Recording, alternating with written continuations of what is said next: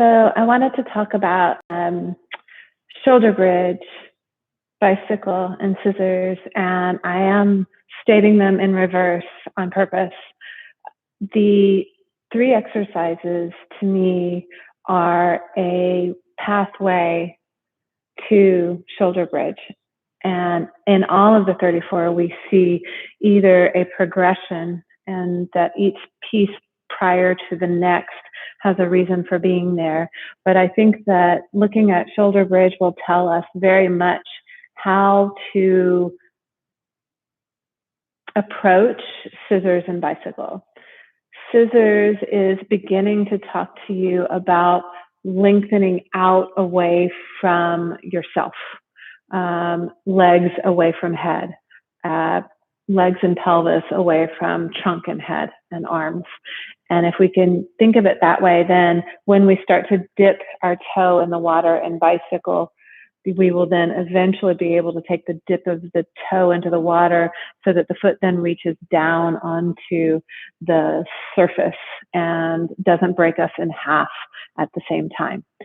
So if we think of it that way, that means that when we do scissors, our goal isn't to scissor our legs equally in relationship to our gravity line or vertical. We're actually looking to see how far away we might be able to take that lowest leg towards away from our head, and use our arms as something of a fulcrum, not something to sit on top of, but something to almost bend and lengthen out over. So we have to let go of the front of our body to make it longer and tensily stronger, so tensile strength, so that we can eventually stretch it even more when we bend and stretch over the knee, and eventually go into shoulder bridge. Shoulder bridge also has an aspect of lengthening the leg forward to then release it up and come down, which again gives you the sense that our goal is to lengthen the front of the body on one side to give us that buoyant leg to then bring it back down. So I'm going to go through those three. I can't imagine my not talking because that's what I do, but I will do my best to explain what it is that I am trying to exemplify in this series of three.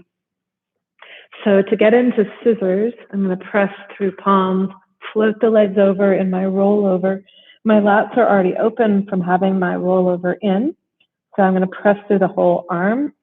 I'm going to turn my palm, and I'm going to begin to lengthen my pelvis out long, head to pubic bone.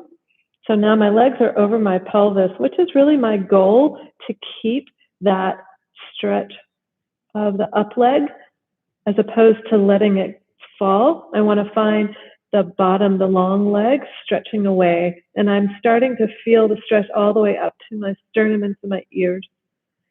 And I'm going to really tease to a point where I almost go too far, like that, so that I'm really looking for an opening of the front,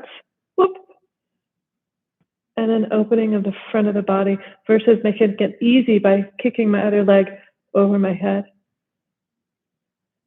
Now, from here, I'm going to additionally stretch the front by bending and stretching over that knee.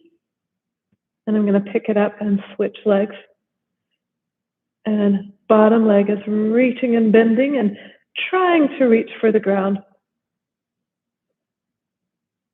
There's something very important going on with the top leg, but right now we're talking about what's going on in the length of the whole front.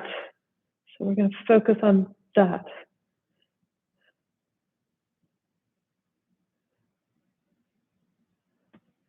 Now, to switch to bicycle, I'm going to change my hands.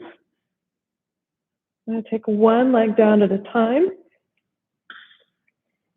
And now, because I did bicycle and going into shoulder bridge, now I'm ready to be here. I'm not just doing a back bend. I'm actually stretching from my head to my feet. It's lifted my chest, but because I've opened the front, not because I've pinched anything between my shoulder blades. So now I'm going to see if I can lengthen even further by reaching my heel onto the mat, away from my head, stretching through the front of my body all the way to my foot. And then when I let go of that heel contact, the leg floats up and comes back in. Reach long through the heel, long through the other knee. I press through the standing foot, release the long leg, and come back in. So in the book, it says alternate it, and I love that you alternate it because it gives you the chance to better each side versus repeat one side 3 times and then move on to the next.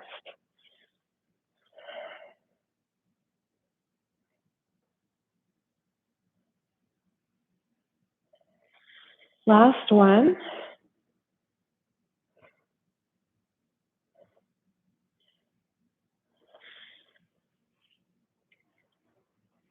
So that is my sort of conversation about how to play with shoulder bridge, bicycle, and scissors. The only other thing I would say is be easy on your hands at first. Do a little bit and then come off. Do a little bit and then come off, so that it can be the intended stretch for the wrists, forearms, thumbs, palms that I think it was intended to be. It can be really harsh on it at first, so be gentle. Maybe even put a barrel for your feet when you get to shoulder bridge, so that you don't have to put a full back bend range into it, but you could elevate the lower half of the body. I hope this is helpful, and I look forward to seeing you soon. Everyone be well and take care.